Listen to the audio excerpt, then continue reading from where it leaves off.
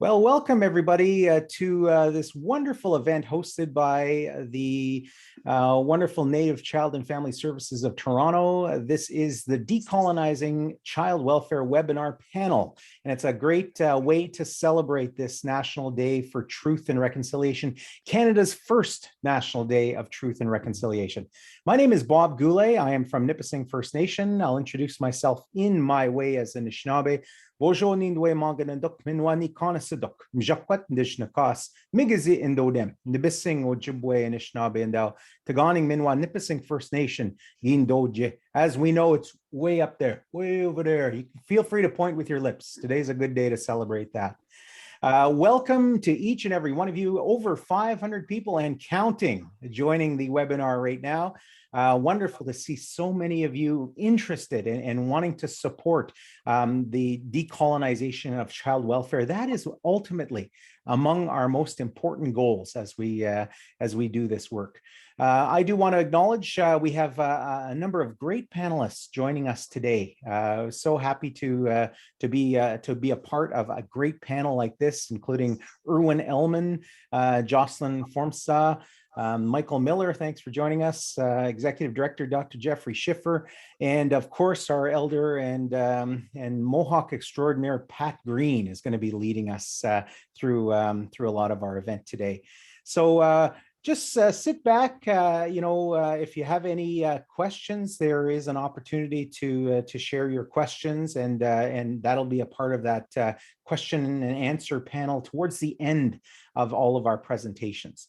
But to start us off in a good way, I do want to turn it over to my good friend, Pat Green. Pat Green is a Mohawk of the Six Nations of the Grand River. He is a drum carry and knowledge keeper, does a lot of work with Native Child and Family Services and various agencies in the city supporting families. Pat is a very kind, generous knowledge keeper and teacher when it comes to working with children and supporting those parents and, sometimes supporting those families that are going through difficult times. So really a strong advocate of decolonization of these processes. So I want to turn it over to give us our opening over to Elder Pat Green.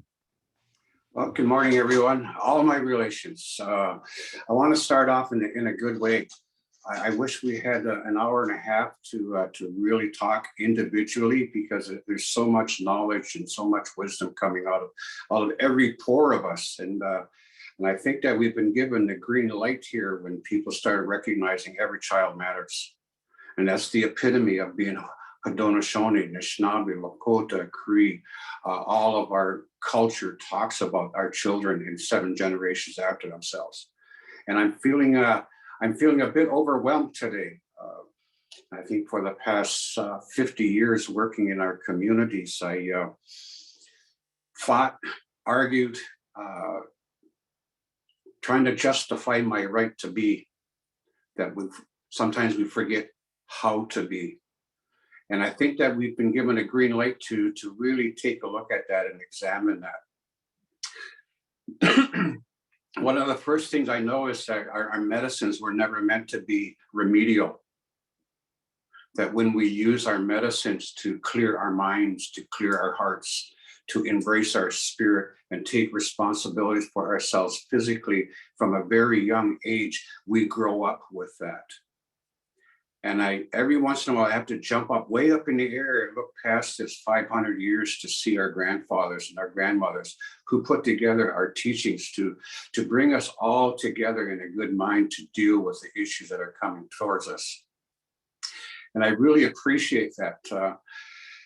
What I've been told is that when we're stuck emotionally and spiritually in the past, it's like walking backwards into a bush, that we're going to stumble and fall and get hurt along our path. And at this time, especially in this historic issue that we're dealing with, it's giving us a chance to catch up to ourselves. It's giving us a chance to look within ourselves and really discover what every child matters means to us as an individual and as a family member and as a community member. And I really believe we're going in the right way. Some time ago, in my dysfunction as a father, I was approaching my children in a very, very angry way. And I was trying to get them to be quiet because it made me look like a bad parent if they were loud and screaming and yelling at each other. So I used my manhood and I walked towards them. And my one daughter looked me in the face. Don't you touch me. And it stopped me in my tracks. And right now, when I take a look around in our communities and I see our youth standing up, our youth are standing up and they're saying the same thing. Don't you touch me. And it really warms my heart. It really warms my heart because I know that we have done something right in going back to our teachings, going back to our ceremonies and rediscovering who we are in the very first place. So I wanted to bring that forward before we start. So, and I also want to recall this old man once said in a teepee meeting, let's put our minds together and see what we can come up with for our children. And I think that in this case, we're putting our minds together, we're putting our hearts together and putting our spirits together to see where we're going. And it's going to be hard to look at the future, about 5 years that we're looking at, if we're still stuck emotionally to the past, still stuck with that anger, that fear, that shame and the guilt. So today I'm invited to a ceremony. And what I'm going to be doing in that ceremony on my behalf and my children's behalf and my community's behalf is I'm going to be cutting some of my hair and I'm going to put it in that fire and ask that it takes all of these hurtful ways that we've been shared with. And I want to say shared with because we have taken them up. We have taken up those dysfunctional ways. And I'm glad that the government is finally standing up and looking at in treatment. We have our women going for treatment to move them out of an abusive relationship. And they go and they start feeling really, really good about who they are, turning back to our ceremonies. And then we send them back to the same relationship. And I really believe that the abuser needs to take a look at their own. So I know that when we come together like this, we're not pointing fingers and we're not blaming anyone, but we're taking a look at where did we learn those things in the first place? And I hope that the government and all the other officials that are listening and being part of this see that, like in that abusive relationship, if both parties don't heal, it's going to continue. So I put that challenge out there to all of us, including our families, including ourselves, to do the healing that we need to do so that we can go on in a good way. So I want to thank everybody for coming together. I want to thank everyone for inviting me to be part of this. And I hope that our minds are clear, our emotions are clear, so that we can turn around and look at the future. No more stumbling. No more stumbling. So miigwech, Yahweh, thank you, and all those other ways. I'm glad to be part of this. Thank you so much. No, Pat, thank you so much for offering those words. And it's those words that come before all other words that really focus us. And that's why it's so important to be mindful and listen and comprehend and accept those words that come from our knowledge carriers.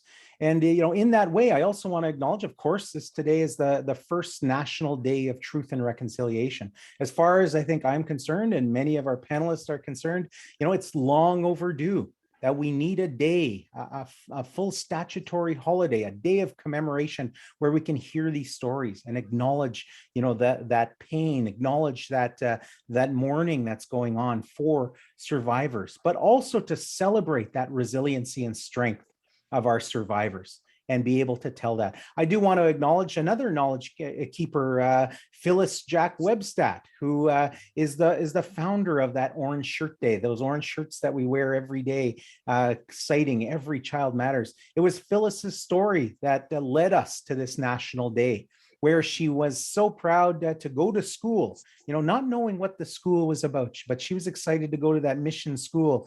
And, she picked out an orange shirt, a shiny orange shirt she talks about, and went to school. And that was the first thing that they took from her, not knowing that they would take so much more. They would take a piece of her spirit, take her language, take all of those things. So we acknowledge Phyllis's story, and that's why we wear those orange shirts today. And it has a strong connection to the work that we're going to do and we're going to speak about in child well-being.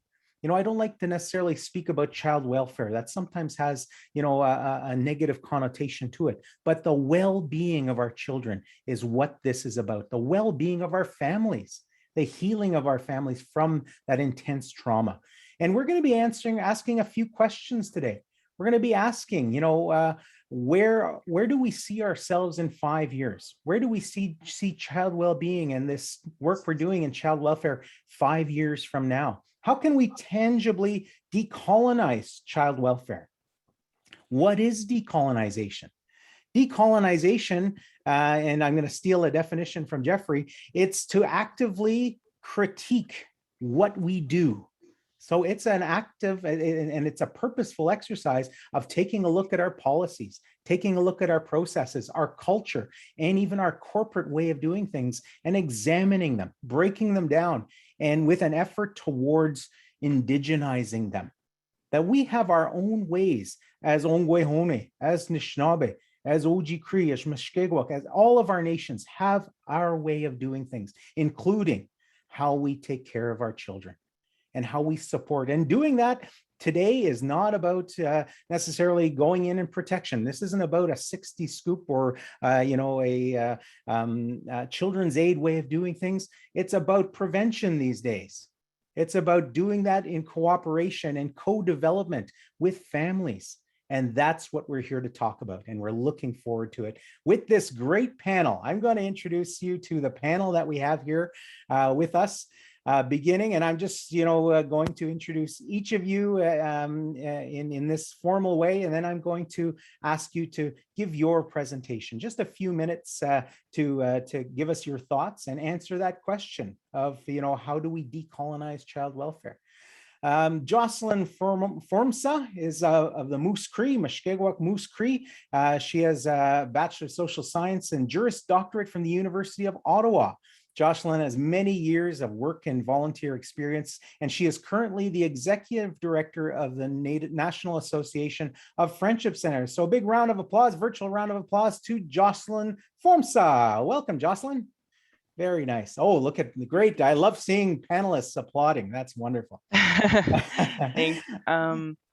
Wache Miswe, Shwebanish, Nishnakasun, Muskri Nishostin. Still a little bit early for me, not quite finished my first cup of coffee. I just want to thank Native Child Family Services of Toronto for the invitation to be here and really appreciate the dialogue that we're going to be having today. I guess the way that I'll just kind of start it off, the question that I was asked was, what do we want child welfare to look like in the next 5 years? And this is something that I've spent a lot of time thinking about, something I think I've been trying to put in place for the last 20 years, at least 15. I know folks like Erwin and others have been doing it for a very, very long time.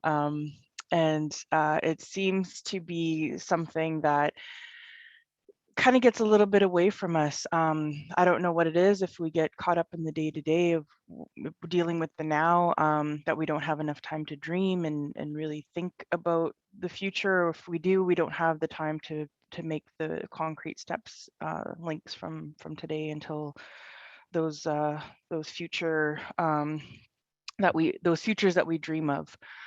I guess I just want to start by as the executive director of the National Association of Friendship Centers, I think it's really important for me to bring forward this idea of rights regardless of residency, right? I think a lot of the work that we're doing now and what we're seeing has been very focused in sort of a three-path way with First Nations, Métis, Inuit, and I really want to make it clear that anything I'm saying is not speaking against the strides that those governments are making, but to add a voice to say yes, and remember those of us who are living, working, making a life in the urban spaces. It's really important that we do not associate urbanization with assimilation. So many of us have very thriving, strong cultural community connections in the city. And when we gather, we welcome each other, we recognize we're from different nations, but there is a common urban element to our experience, and especially that of young people, women, Two-Spirit, LGBTQ+, which I think are very important voices to think through in this work. And when we look at urban Indigenous organizations, those are largely led by Indigenous women, Two-Spirit, LGBTQ+, and young people. So I think we need to remember that anything that we're dreaming and envisioning, as much as we can, try to make it inclusive of our people wherever we are, because we are very connected, wherever we're living. Well, I shouldn't say we are very connected. The connections to our home governments, First Nations, Métis, Inuit governments, can be varied depending upon the experiences that we've had in our personal lives, depending on the structures that we've been involved with, such as child welfare, justice, education, those kinds of things. And so we should not assume, like we wouldn't assume for any other of us, that one experience applies to all. And we need to remember our responsibilities to each other, regardless of where we may be, and keeping those in thoughts around just the complex identities that we have, how our demographic makeup has changed, and the harmful effects of jurisdictional wrangling. Somebody decided that Indians and lands reserved for Indians were only federal responsibility, except when Indigenous peoples tend to be in urban spaces, and then we get passed off to the province, and then the province doesn't want to deal with us, so they pass us back to the federal government, and then we leave people behind, we leave large gaps that our people fall through, and we still see that to this day. So what's the vision? Like, where are we going? I always have this image in my mind of just a child of about 3 or 4 with long hair, and she's smiling and she's laughing and she's running just barefoot through, grass. It could be a backyard, it could be a playground, a field, and I feel like that's always my North Star, is just kind of having that image in my head of joy, of freedom, of happiness, and just a child that is just so open and willing to share that joy and happiness with whoever may be witnessing or whoever she may be playing with in that backyard or playground. And so I think what we need to be doing, so we've been kind of like correcting the system, here and there, and fiddling with things and scrapping the whole system altogether and rebuilding a new system and building laws and legislation. And all of these components are crucial. And what I would like us to see is develop some type of vision for Indigenous children's wellness in those 5 years. What are the elements that need to be there? Because it's not just intervention from a system. It's what do we need to put in place beforehand about the prevention? It's about the culture programs, on the land programs, children and young people skill and development and networking. There's a lot of pieces that we want to put in on that prevention side to ensure that our children don't have to experience systems in the way that previous generations have. And then even on the other end, making sure that we have more robust interventions for getting our kids out of systems, and not just child welfare systems, but again, justice systems, and maybe some of the more problematic parts of our education systems, and others that they might be involved with. So maybe I'll just leave it there for now. Got a lot more to add, but that's sort of where I see us. And oh, sorry, I just want to add one more thing. Everything that we do in a way that is upholding our rights. And I use the UN Declaration on the Rights of Indigenous Peoples and the UN Convention on the Rights of the Child as sort of my guidelines as to whether or not something is upholding the rights of an Indigenous child, knowing that they ought to have the benefit of both sets of rights reinforcing each other and not have them viewed as competing against each other. Miigwech. Oh, miigwech, Jocelyn, and that's so insightful. And I really love how your vision started with, that vision of, those parents, that family, those children, freely living how children should be living.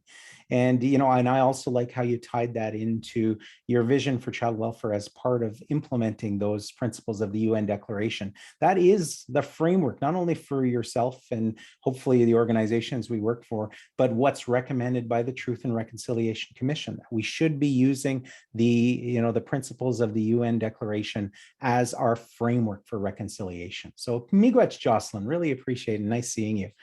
Next, I'm going to call upon my brother from the Matagami First Nation. He's Anishinaabe and from Matagami and Treaty 9. He's the Executive Director of the Association for Native Child and Family Services Agencies of Ontario. He's been the past Director of Aboriginal Legal Services here in Toronto. Also did some work for the local Social Services Administration Board in housing. So a lot of really important social experiences and leadership. So I'm going to turn it over to our good friend, Executive Director of the Association of Native Child and Family Services, Michael Miller. Over to you, Michael. Miigwech, Bob, and again, miigwech to Pat for opening us up and providing those words of wisdom, and the rest of the panelists as well for joining us for today. I just want to say Ani, Wache, Buju, Sego, welcome everybody.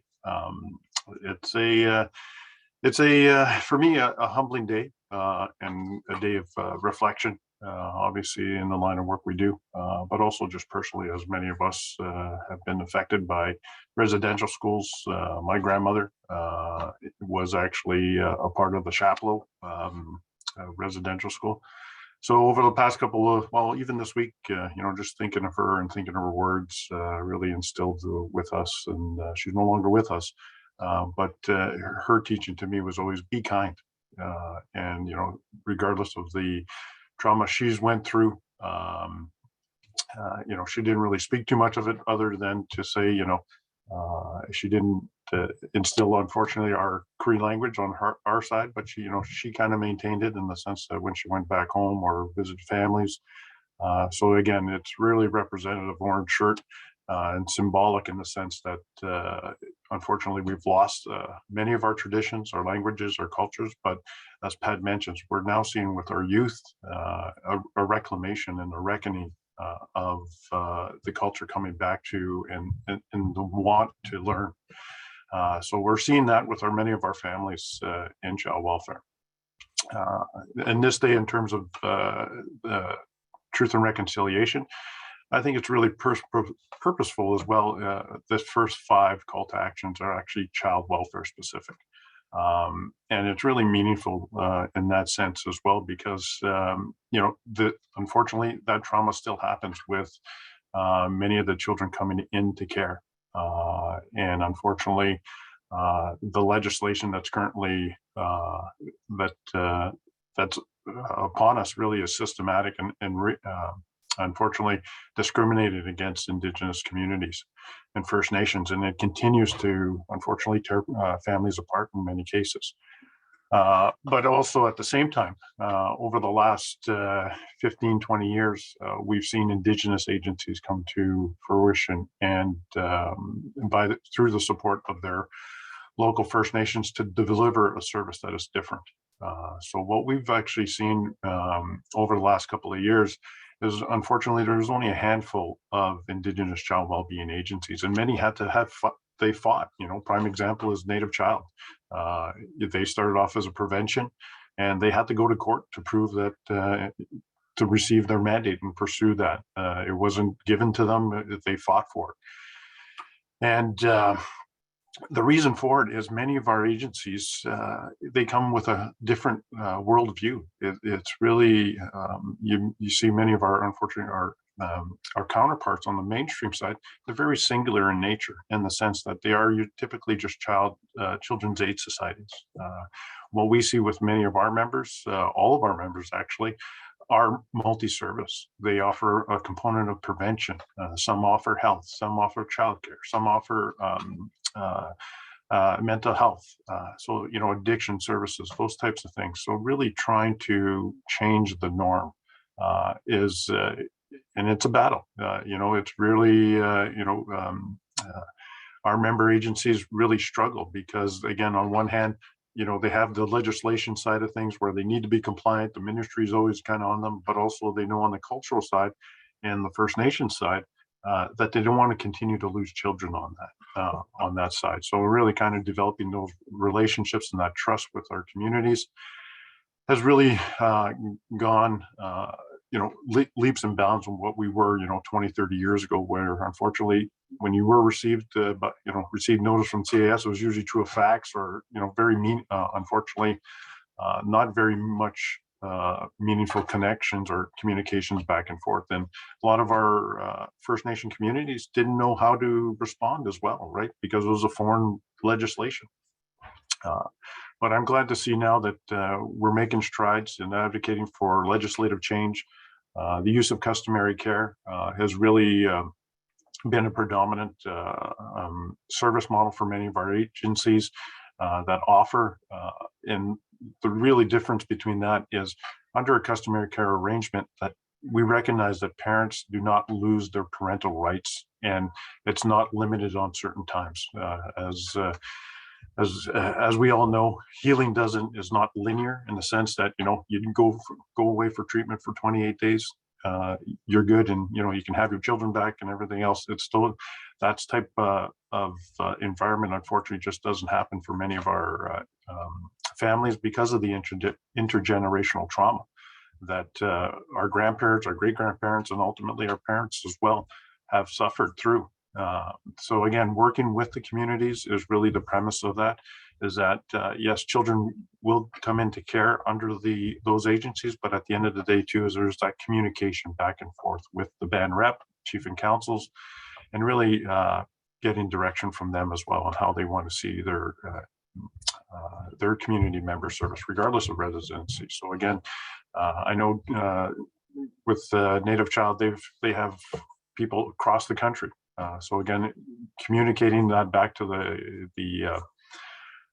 those First Nations is really critical. So that's the one thing I like that we're seeing is that even with adoption, unfortunately, adoption hasn't been really good as well for many of our member agencies. Some often you hear stories where status is being sealed, those types of documentation. So, it's up to children to ultimately, when they turn 18, to reapply for their status, all those types of things. And again, very symbolic of the Orange Shirt Day as well. But as we move forward, we're looking at different strategies. Again, like I said, tools on how do we assess families, Indigenous families, because for so long we've been having to fit a non-Indigenous framework on how do we ultimately service our community's members. So those types of things, we're seeing many of our member agencies asking for exemptions, creating new laws. Actually, Wampanoag First Nation out in North Treaty 3 area is the first in Canada to actually have their law recognized. So again, we're going to be seeing more and more of that over the next couple of years. But also we're, as the association, we're supporting the initiatives in the sense of looking for tools. We've developed Heart and Spirit, which is an assessment tool for what we call alternative care parents and children that come into care in a cultural way. And in terms of the tools, we're looking at different ways of assessing children. Because currently what we saw too through the First Nation incident study,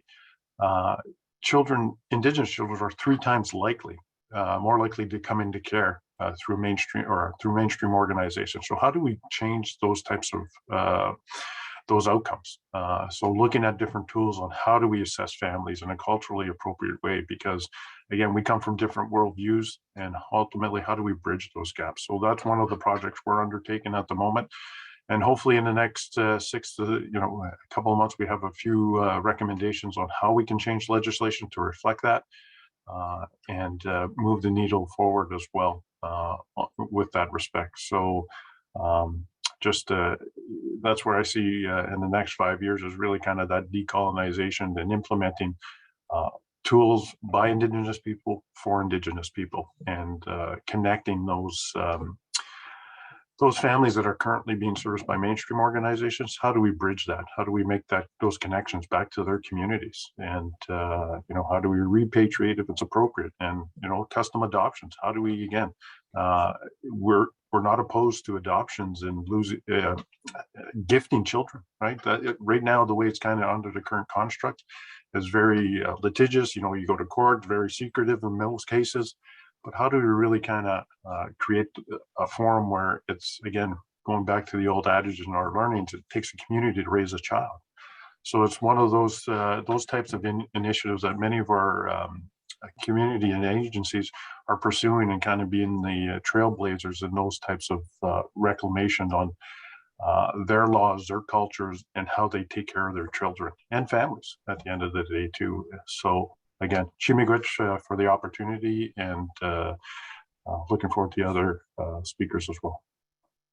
Chimigwich, Michael, thanks so much. And, your vision really speaks about the work that has to happen as well. And that work of advocacy that the association does, that Native Child does, is so important. It's moving those yardsticks to how can we do things in a different way, as you describe it. And it requires those tools. It requires that advocacy for legislative change, but it also means, how do we work with the community in a different way? So, continue your work. It's great that you're here. And I've got some great questions already coming in that I think will kind of highlight that a bit more. I am very thrilled to introduce our next panelist. In October 2007, the Ontario Child Advocates Office was established by the Legislative Assembly of Ontario. Not long after, an all-party panel unanimously appointed Irwin Ellman as the provincial advocate for child and youth to amplify the voices of children and youth as part of its mandate. Irwin has also been a manager here in the city for the PAPE Adolescence Resource Center. It's an award-winning organization that supports young people. He also served as the Director of Client Services for Central Toronto Youth Services that provides mental health services in the city. So I want to turn it over to our good friend and continuous advocate, Irwin Ellman. Over to you. Thank you. Thank you, Bob. First, let me acknowledge that I am in Toronto, and I'm a guest on the traditional territory of Mississauga, Anishinaabeg, Chippewa, Haudenosaunee, and Wendat peoples. And I want to thank Elder Pat too for the teachings and bringing the voice of young people into this panel. That really resonated with me. Thank you. And thank you for Native Child Family Services for inviting me. It's not lost on me what day it is and the honor, but more overwhelming to me a little bit is the responsibility for me to be invited into this space. When I say what I wanted to say, I'm going to say the word we. And when I say we, I want you to understand when I say we, I'm talking about something I know about, which is my people who built what we call Western European liberal democracies, capitalists, a subset of my people, the older white man. So when I say we, that's who I'm talking about. And I would say, we, the value money a lot. Sometimes more than anything else. If, as an aside, I heard Cindy Blackstock last night say to my prime minister, put down your sword, after yesterday's federal court. And I hope we echo that call. So we value money. We talk to our kids about, and to each other, we say we have to teach our children the value of money. We take up a lot of space. We like taking up space, especially the subset. And so I'm going to try not to do that today. It's difficult. We are always looking forward. Look, you know, and what I'm telling you, I've learned from young people, particularly First Nations young people. We're always looking forward. Where's the next place to go? What are we going to do? Where are we going? What frontier? And we even say that, are we going to conquer? The future is ours. What are we going to invent? And we call that progress. We never look backwards. We only look backwards when it's helping us get to where we want to go. We talk about, and Michael said that, we say it takes a village. Sometimes we say that. Sometimes we even say we didn't invent that saying, but it came, oftentimes I've heard it, we say it comes from Africa, that saying. We don't, as if Africa is one place. We don't know where in Africa it came from or who said it, but we say it. And some of us might actually believe it, but not our culture.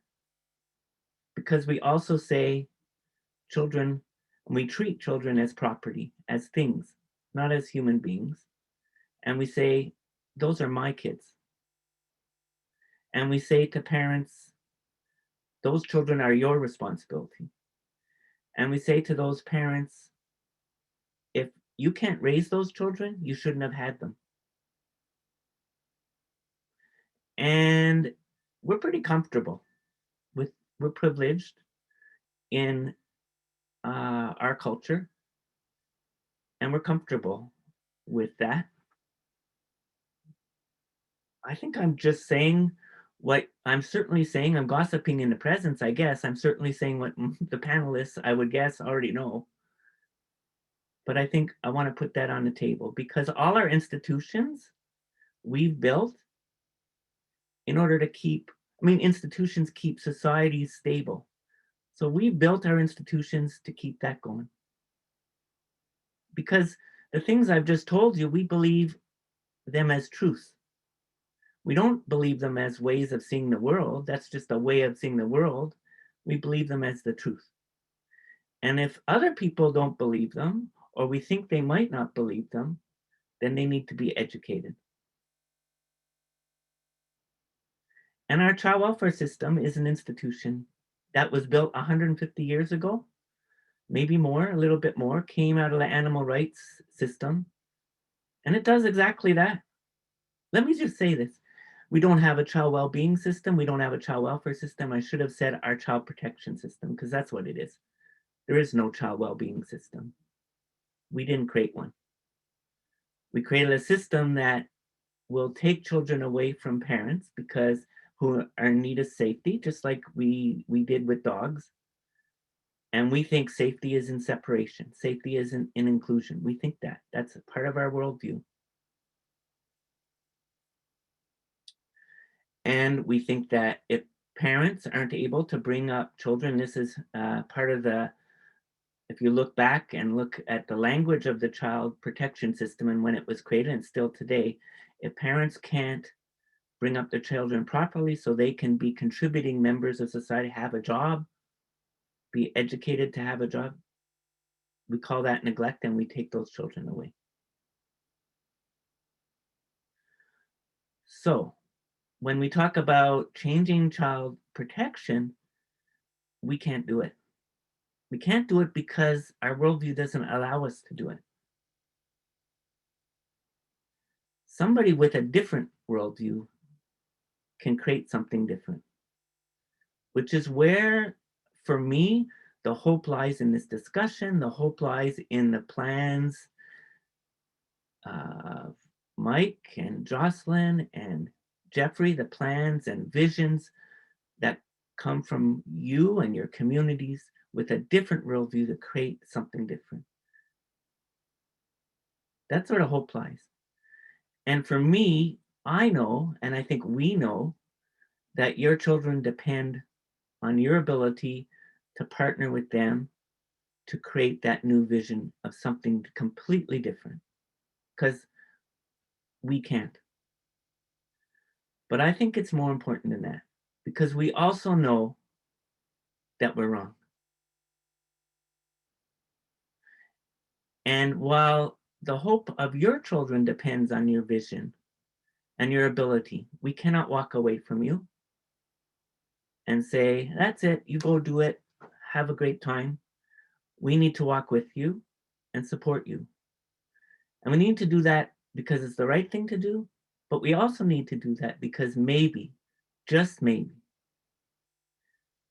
the futures and well-being of our children depend on the success of your venture in creating something different. We need you. And that's what I want to say today. Thank you. Miigwech Irwin, very well said. You know, only people with that different worldview can really effectively make change. And you point out very clearly that the existing system is about the system. It's not necessarily about the children. You know, we need to keep that always in our mind. Everyone on this panel certainly recognize that. Many people in our community recognize that this work is about the children. It's not about the work. It's not about the system. It's not about legitimizing and funding our organizations and creating new systems for the sake of, you know, creating jobs and doing that work. It's about the children, the protection and love that we have for children. And we're taught, you know, we need to even decolonize how we look at the work that we do. We shouldn't be afraid of talking about love, talking about respect that we have for the children, talking about our responsibilities as parents, as aunties, as uncles, and, you know, for people who are raised up with these responsibilities, that we love our children. That's what it's about. Thank you for that reminder, Irwin.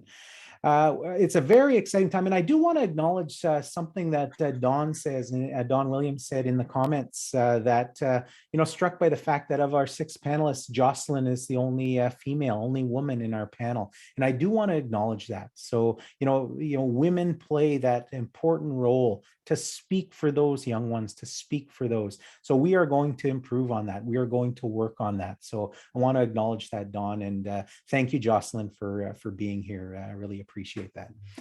We've got an important announcement of new commitments to make to families and to the community here in Toronto. To offer that and to offer his remarks, I'm going to turn it over to Dr. Jeffrey Schiffer. He's the Executive Director here at Native Child and Family Services of Toronto, and he's a board member to the Child Welfare League of Canada, the Association of Native Child Welfare Services, and he's also a member of the Toronto Aboriginal Support Services Council, and I do believe on the Toronto Aboriginal Affairs Council as well, Jeffrey. And he's done his PhD at Columbia University and has really specialized in Indigenous child well-being, a lot of that community research that he's done. He likes to point out that he comes from Coast Salish territory in Vancouver. He's of Métis and German descent, and he's provides us that great leadership here at the Native Child and Family Services of Toronto. So I'll turn it over to my good friend, Jeffrey Schiffer. Miigwech, thank you so much, Bob. I clearly sit on far too many tables based on that introduction. I gotta free up some space. I want to thank Pat Green for joining us in this virtual circle today, for grounding us in a good day in what is an important and heavy day in a lot of ways for all of us, regardless of who we are, where we come from.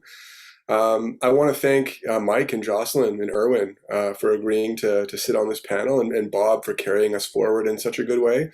I also want to take responsibility for the asymmetry in men and women on this panel. That is exactly what happens when you let an overworked executive director in the context of chaos send out invitations without support and reflection from his events team. We will most certainly do better on that in the future. And I just want to take a moment to say a few things about, just share a couple reflections on what has been said. And then, as Bob indicated, I mean, we've been pushing heavily on social media and elsewhere. We want to make a couple of announcements today. It's a gift to receive these multiple perspectives on where we are in terms of our journey as a country, and in our journey in terms of Indigenous peoples and advocates around a necessary transformation of the most important thing for us. I was saying to a group of people yesterday, I am the father of two wonderful boys. Nobody can irritate me more than these little tornadoes, but nothing is more sacred and nothing is better medicine to me. There's nothing more destabilizing that you can do to a people or a community or a family than remove their children, right? The impact of that, the intergenerational legacy of residential schooling and mainstream child welfare is carried by our community every day. And whether or not allies understand it, that trauma is vicarious and it gets over all of us. As one human family, we are only as strong as our weakest link. And when one member of our community is not well, all of us are not well. And we have a massive collective mission ahead of us. This National Day, this first National Day for Truth and Reconciliation, is an opportunity for all of us to do things differently, right? It's an opportunity for us at Native Child to continue a legacy that was created through community and ceremony, that was shepherded in such a good way by our founder, Ken Richard. But it's a way, it's an opportunity for all Canadians, for governments, for organizations, for people, for financial institutions to understand that the well-being of children is a collective responsibility that we all share. And I love what Erwin said. I think it was Einstein who said insanity is doing the same thing over and over again and expecting a different result. Our current government and our mainstream providers are not going to be able to transform our child protection system in the way that it needs to be transformed, because they are looking at it through a narrow silo. Their perspective brings certain gifts. We don't want to throw out the baby with the bathwater, but we need to acknowledge that Indigenous worldviews and thoughts and perspectives are critical in building a system that will restore the health and well-being that existed in our communities pre-contact, and that Indigenous innovation also extends to non-Indigenous children in our communities. My vision for what child welfare could look like in 5 years is that we get to a place where we are in a state of ongoing, transparent, accountable, and community-led transformation of a system that is focused on and that measures the well-being of children, and by extension, their families. And how do we get there, right? I think back to the service model, and Michael said it. Native Child started as a prevention agency. Back in the 80s, Ken Richard and many other people who came together recognizing that there was no organization in the city of Toronto specifically dedicated on addressing the aftermath of colonization and residential schooling and mainstream child welfare. They came together in ceremony. Through that 4 days of ceremony, they created a service model which essentially said then what our government is saying now. You cannot decolonize child protection by doing child protection. You have got to integrate multiple culturally grounded services. We have got to wrap families in holistic services, not only to address the aftermath of colonization, because we don't just want our kids not to be traumatized, but also to define concrete pathways to wellness and prosperity, because we want them to be successful, right? I don't just not want children to be removed from their families. I want them to be prosperous and joyful. I want them to be that little girl that Jocelyn saw in her vision of where we could get to, right? So how do we do that, and how do we get there, right? Native Child has a history of walking with community in the work that we do, but I think that we also need to acknowledge what the government and other folks are coming to realize, and that's that child protection is not the sole responsibility of mandated child and family well-being agencies, right? We have got to do this work collectively. So part of this vision for me, I think, is not just agencies like mine sitting down and working with community to make that happen, but it's all of the other sectors that Jocelyn and others mentioned, recognizing their role in the process. It's the healthcare sector, recognizing that systemic racism is rampant within their institutions and they need to change the way that they support Indigenous children and families. It's the education system doing better. And that's why we had the ministers at our agency yesterday announcing changes in the Ontario curriculum that will incorporate Indigenous content into grades 1 to 3. Right? It's about our colleagues in children's mental health and justice and all of the other sectors that touch our people, recognizing that the responsibility is also partially theirs. And then it's about our other Indigenous organizations. I invited Jocelyn here because she is visionary in her understanding of the fact that we have to work together as institutions to achieve wellness for our people. It's about Indigenous children and family well-being agencies that have a mandate, like Native Child, working together with friendship centers, working together with the OFIFCs of the world, the ONWAs of the world, all sitting at the same table, measuring outcomes that tell us how our children and families are doing. Transparent, accountable, community-driven, all together in the same circle, measuring that change. How are we going to get there? What are we going to commit as our part in that collective mission? Because we also can't do it all at Native Child, right? The first 5 calls to action explicitly refer to changes that need to happen in child welfare, but those calls to action are actually to the government. They're not to organizations like mine. If you read those calls, a lot of those changes can't be, I don't have the power to make those changes. My board doesn't have the power. We need the government. We need our partners in government to step up and make those changes. And they've started on that journey, and we're gonna hold them accountable too in the advocacy that we do, driven by community, to ensure that those changes get made. As Jocelyn said, we have to stop tinkering around the edges. We have to get to the core of the system to make some of the more fundamental philosophical changes that we know in our hearts and spirits need to be made. So we're going to make 3 commitments at Native Child today. And some of them are renewed commitments that really have already started in other ways. And I've been sitting a lot over the last month because September is a heavy month for Indigenous peoples, right? For members of our community. I've been sitting with elders and knowledge keepers. I've been sitting on the land. I've been having lots of conversations with Ken Richard. And I think, the first commitment really is doing our part in terms of getting to a transparent, accountable, and community-led process of Indigenous child welfare transformation in the city of Toronto. That work was started over 15 years ago. When we had gotten to our first 10 years of having the mandate, as Mike said, my predecessor had to fight for the mandate. It was community directed. We took that on in 2004. 10 years after, we were 10 years into that mandate, we brought together a group of community members and started an agency reconciliation process where we said to those community members, how have we done in our first 10 years? What did we not get right? What do we need to do better? Direct us.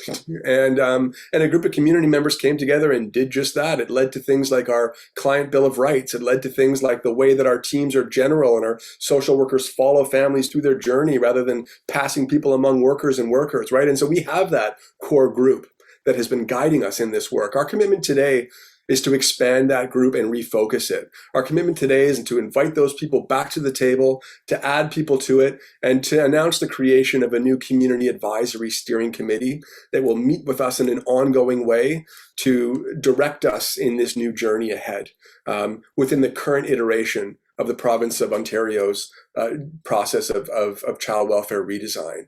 So in the month of October, we will be convening with that community advisory. We will have other opportunities to expand it and for inclusion of other folk across the city of Toronto. If you are on this panel and you are interested, let us know. We are going to be starting a community-driven process of what that looks like. If we are going to be transparent and accountable, we need to know what to measure, right? We obviously already have to measure a lot of things for the province of Ontario, but some of the things we're going to be doing is sitting with this community advisory and saying, what outcome measures should we be looking at? There's a lot of data out there right now, and we need to be working with community to figure out exactly what we want to be measuring in terms of our own journey of transformation. And so that's our first commitment, is this new community advisory to walk that journey with us. I think that, truth precedes truth and reconciliation for a very important reason, right? We have to understand the history of colonization, but if we are going to transform a system, we also need to understand that system. And in my first 3.5 years at Native Child, in conversations with community members and conversations with sibling organizations, in conversations with government, it's sometimes clear to me that I think not everybody has the same understanding of Native Child and the work we do, and even the child welfare process, and even how it's being transformed by agencies like Native Child. So our second commitment is really a learning series that's co-designed with community that really clearly articulates what the state of the system is right now. What is the state of Indigenous child and family well-being in the city of Toronto, as directed by Native Child? How did our agency emerge? What does our agency do right now? What happens when a community member phones Native Child with a concern about a child? Who picks up that call? What's their decision-making process? What happens after that? Do you know? A lot of members in the community, I think they don't, right? There's a lot of opinions about organizations like Native Child and what we do. I would like people to have the facts transparent. I would like us to be accountable to those facts. We can't achieve that without a clear understanding, a base understanding of where we are. And so our second commitment is the creation of a learning series, the first of which will be launched in the end of October with successive webinar modules moving forward in this journey, co-designed with community, explaining what we do and how we do it.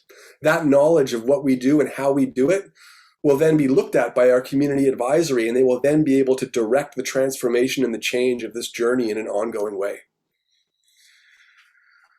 Our third commitment is a transparent evaluation, almost like a report card of our journey in this work. If we have a learning series which gets everybody on the same page around where we are and what we're doing, if we have a community advisory looking at that data, helping us drive a process forward, directing where we go, participating and co-designing in that transformation, it's also important for us to be able to check in during the way, to have milestones, to be able to report back on what we're doing. And that's why today we at Native Child and Family Services of Toronto are making a commitment that every September 30th, every Orange Shirt Day, every National Day of Truth and Reconciliation, we will stand up in front of the community and we will report out on the progress that we have made over the course of the last year. Right now, we can say certain things. We can say in 2020, we served 136 First Nations from across Ontario and Canada, alongside Métis and Inuit people.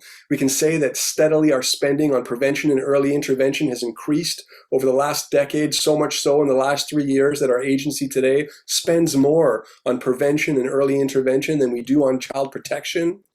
We can say, in fact, that from 2010 to 2020, the Indigenous population in the city of Toronto grew 12%, and at the same time during that period, our children in care numbers decreased by 8%. We are making change. We have done excellent work at Native Child. Our founder, our founding board of directors, our elders, our knowledge keepers, our staff, we are making change, and we have so much more work to do. We are going to commit to continue doing that work in a good way, grounded in culture, ceremony, elders, knowledge keepers, community, through the 3 commitments that I have made today.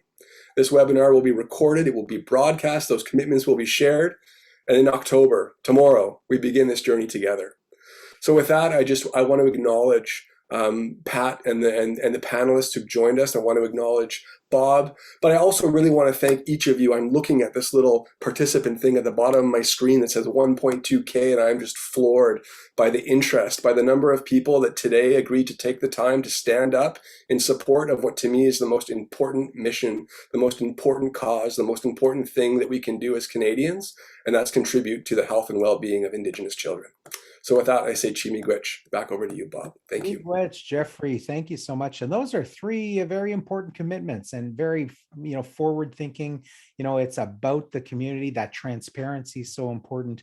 A community advisory committee, it's much needed. We need to see co-development of this transformation, co-development of these processes with the community and with families. And I also want to acknowledge, one of the comments in the Q&A function talking about involvement of children. Children have to have an active voice in this.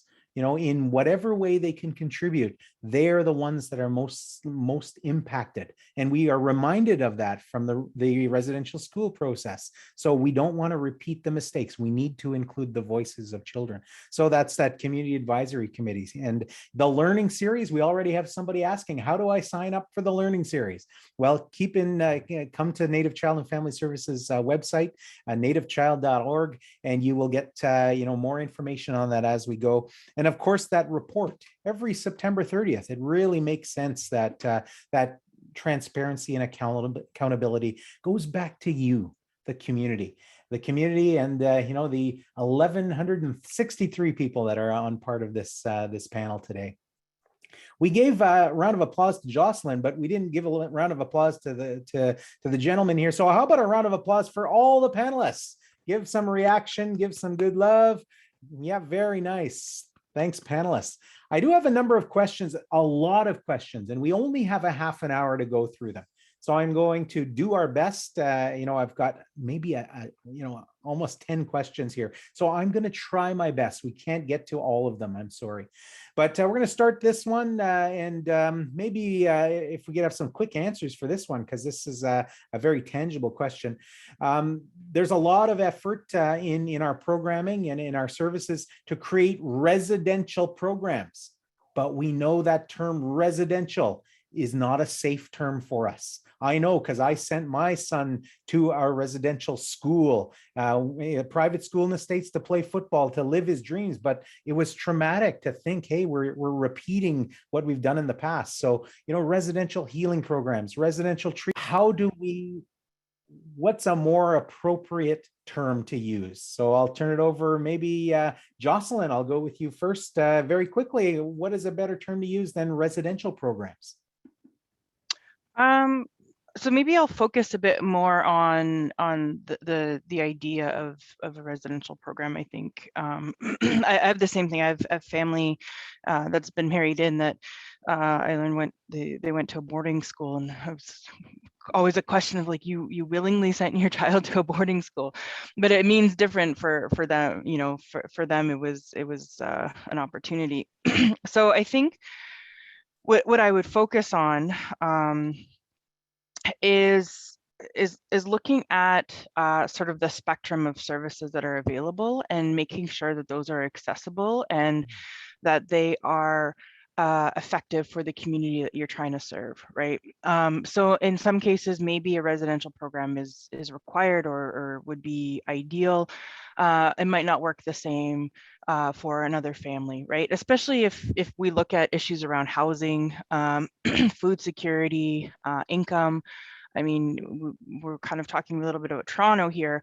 It's not the most affordable city, and sometimes people can be spending 50% or more of their income just on a place to live, right? So I think we have to make sure that whatever solution or whatever option we're offering is actually what the family needs, and it's not just this is it. It's either this or homelessness or removal or something like that. And I just want to take not too much time, but sometimes people kind of think like, oh, child welfare, what are friendship centers doing there?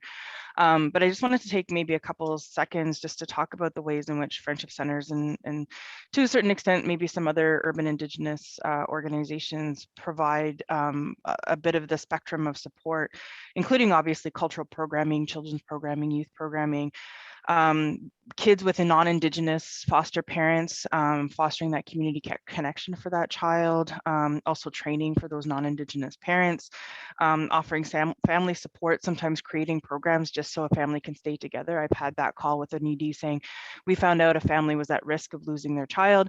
We actually put together a program specifically for that family, and we went to court and said that we would help this family stay together safely. Supervised visits often happen at friendship centers, and the community comes together to make sure that that child has access to their parents if the separation is there. They've definitely gone to court to appear for the family or just to be a friend or a friendly face for a young person or a family member. And they've really fostered reunification, and never mind the programs that exist for the adults that help them with their addictions and counseling and things like that. And then the wraparound support. So it's not just, child well-being or child welfare, it's housing, it's food security, it's transportation, it's access to medical appointments. I've had a friendship center say, we had a family that was at risk of coming apart because they said that the mother didn't want to bring their child to these specialized healthcare appointments. They found out it's because the family has 4 kids. She doesn't have a vehicle, so she couldn't physically bring the child to their medical appointments. So the friendship center used the friendship center van, drove them 6 hours so that child could go see the specialized health practitioner to help keep that family stay together. So these are just some of the ways in which friendship centers aren't directly involved with child protection, but provide some of those supplementary and supports and crucial supports that help keep families connected and together. Thanks very much, Jocelyn. Really appreciate that. I'm going to ask the same question to Pat Green. Pat, residential, the term, is, kind of traumatizing for a lot of people. So what would be a more appropriate, respectful term to reference residential programs, residential treatment programs? What are your thoughts on that? Don't forget to unmute. Oh, you got unmute, Pat. There you So go. many things are going through my mind right now about residential. Yeah. My sister and my brother went to residential schools, and in conversations, I see the damage that has been done to them. So the concept of residential is definitely an out. One of the things I worked with the guys in our prison, so it's the reintegration program back into the families and back into the communities, and those celebrations of homecoming is a big definite, so that we know where we belong and what our where we fit in the family and the community, and coming back into readjusting our learned behaviors. I can't think off of my head what could replace residential. I mean, it's so ingrained here in my mind and my heart that, to turn that around. I don't want that responsibility. But what I do want is that responsibility of bringing people home, people home to a safe village, a safe environment, back to the circle. And if it has residential versus the circle, I would definitely go towards the circle and that homecoming concepts. Oh. I could go on for days, so I won't. Congrats, Pat. It's near and dear. Erwin, you had your hand up. So Erwin, Yeah, I was thinking for that one. I was thinking, like, I usually think, what would the young people who are in those systems say? Yeah. And I think the first thing would be to ask them the question. But I think you might hear something like, because I've heard it, call it the residential, because that's what it is. And if you change the name without changing it, that's more damaging. Yeah. And they might say, if it was a place where we felt heard, where we felt respected, where we belonged, where we felt some ownership of our lives, where we learned our culture and could practice our traditions, then maybe one day we could call it home. Yeah. But until then, no. Yeah. It is residential. Miigwech, Erwin. Thank you so much. I'm going to go to Michael next with a different question, Michael. So, and then I'm probably going to go to Jeffrey after as well. So a lot of the people in the audience are involved in our workers in the social health and social field. Some are leaders of their particular organizations. We also, recognize there are leaders within the community, within First Nations, within organizations and agencies, lots of leadership there. So what can people in the positions of leadership do now to help and advocate for change in child welfare systems, and how do they support your work? So Michael, over to you. How can leaders help change and advocate and support your work? Well, leaders lead, right, at the end of the day, and they got to show by example. And,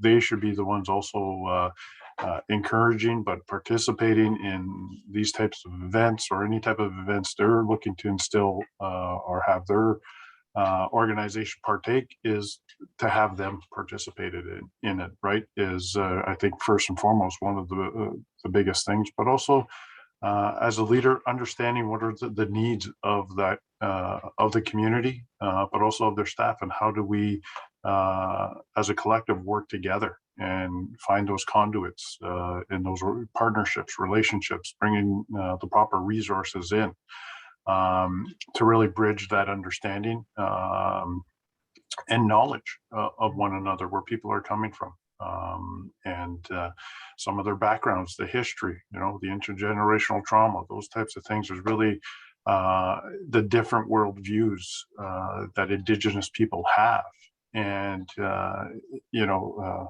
So that would be, I guess, and also just encouraging individuals, having policies, having those staff development days that really just doesn't, it's meaningful, and that it's just kind of, well, we're not, it's not a ticky box, if you will, part of your evaluation. It's really meant to bridge that gap in understanding, and how do we come together as a community, respect our differences, but recognize the strength within that if we were able to work together and in a good way to develop, be programs, better understanding, better outcomes for children within safe, the safety of the child and ultimately the family and community.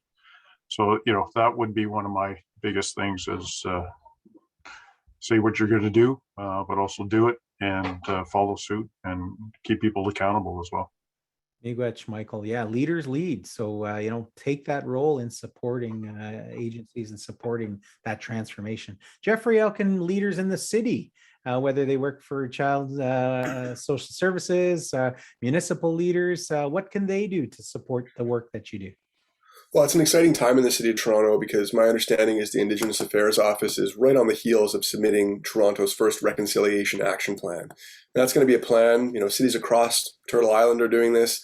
And so I think getting behind that plan and supporting it and agreeing to be an ally and moving reconciliation forward is going to be very important. Everything that Mike just said, he definitely hit the nail on the head. And then the thing that I always remind people as well is that because as we've talked about earlier today, it's easy to tinker around the edges of things and make kind of some exterior changes that don't really adjust the outcomes because you haven't really modified the core of a system.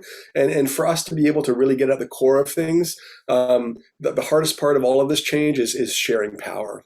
Is really not just engaging with Indigenous people and going back and maybe implementing a few things they said, but keeping the system moving in a lot of fundamental ways. But it's being open to sharing enough power to remake tools, to remake processes, to fundamentally shift things. We certainly have seen that happen. We have a long partnership at Native Child with the City of Toronto. We have seen them change policies and practice to be able to support our community, whether it's how families are waitlisted for daycare to be able to get more Indigenous folk in our Indigenous daycare or other things. So I do think a commitment to learning and supporting, but also recognizing that at the end of the day, you're going to have to give up a few things to be able to empower Indigenous folk to make the changes they need to see. Yeah. Miigwech. We're talking about changing these systems from a colonial system focused on Child and Family Services Act to, or the Child, Youth and Family Services Act, whatever it's called now, is totally irrelevant to where we're going with this. This is about establishing, our customary system and doing that good work. Pat Green, how do we integrate Indigenous knowledge into the child well-being system for First Nation, Métis, and Inuit folks that are going to use these services? How do we integrate those knowledge and teaching in that work? Don't forget your mute. No. A million years ago, when I was a young man, I was somebody threw this at me. You either are or you're not. And then they let me go home with that. And I had to go home and find out, am I Haudenosaunee? What am I? And I had to answer those questions all by myself. And I like where I ended up with it, but I certainly didn't like the question itself.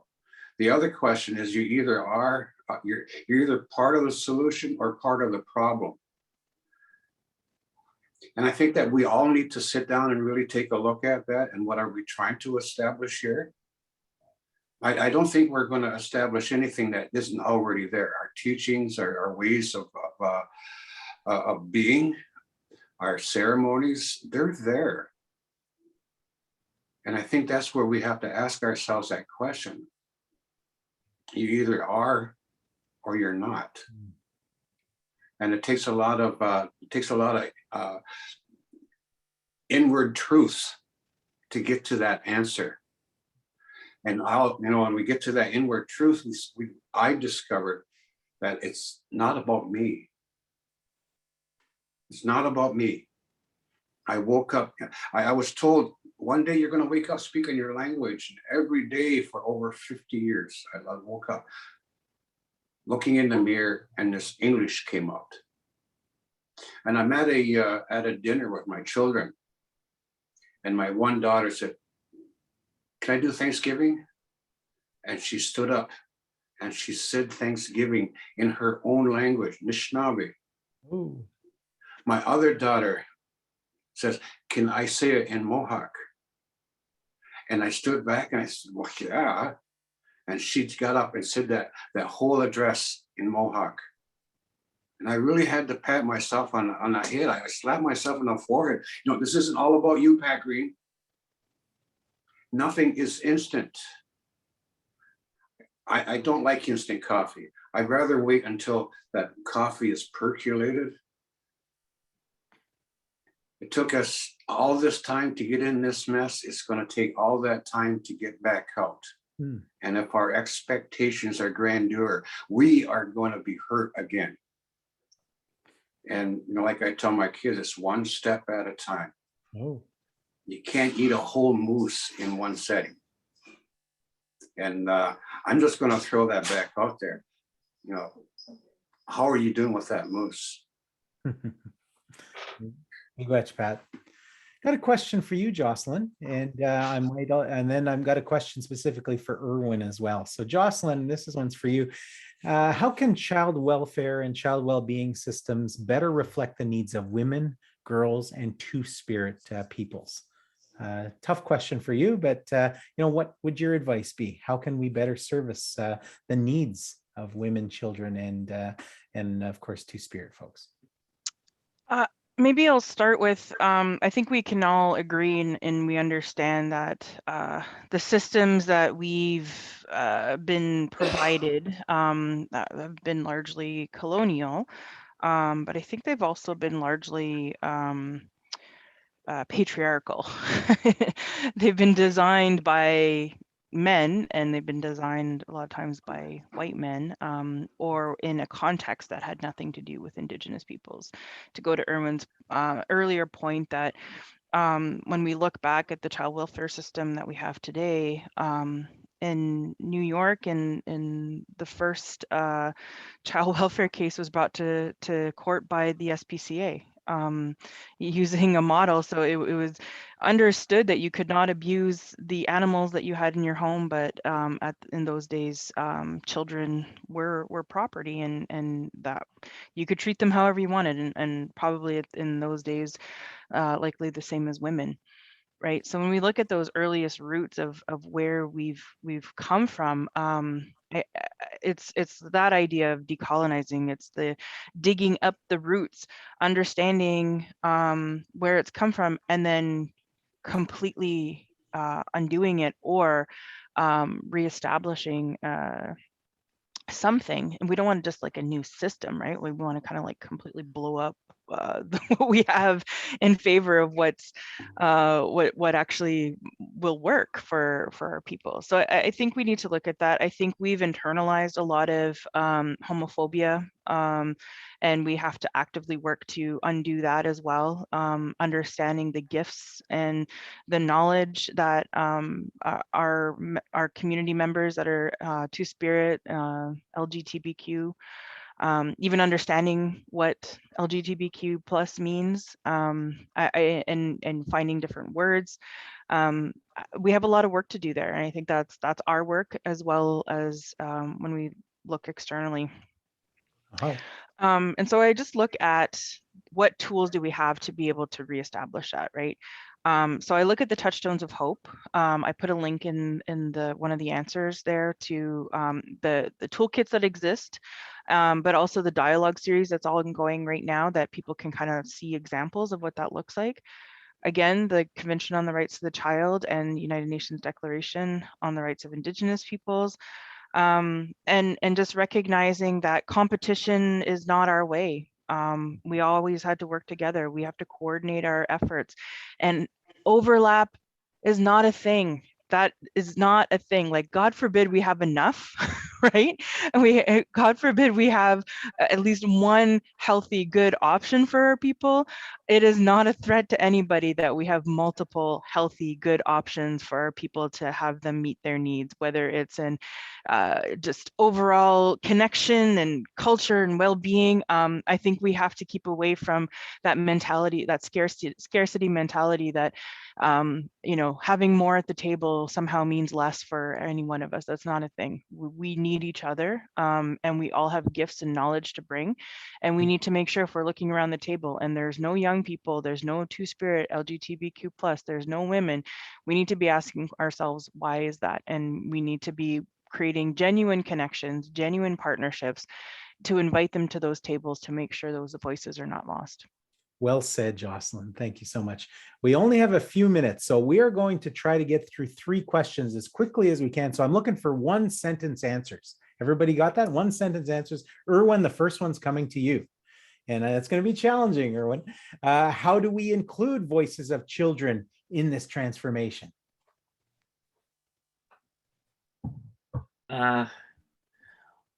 It's not as hard as we think. They want to be heard. Create what young people call brave spaces and ask them. Nice. You go, Erwin. This one's going to both Michael Miller and Jeffrey Schiffer. How can our future child welfare system be more accountable and transparent to families and communities? As briefly as you can. We'll start with Jeffrey first. I'll just say that I hope by creating this, expanding our current community advisory committee and actually standing up in front of community and reporting out on certain things that community council themselves have asked us to report on is going to be a good way to begin that journey. And I think we'll continue to walk that path with community. Yeah, miigwech. Miigwech, Jeffrey. Michael.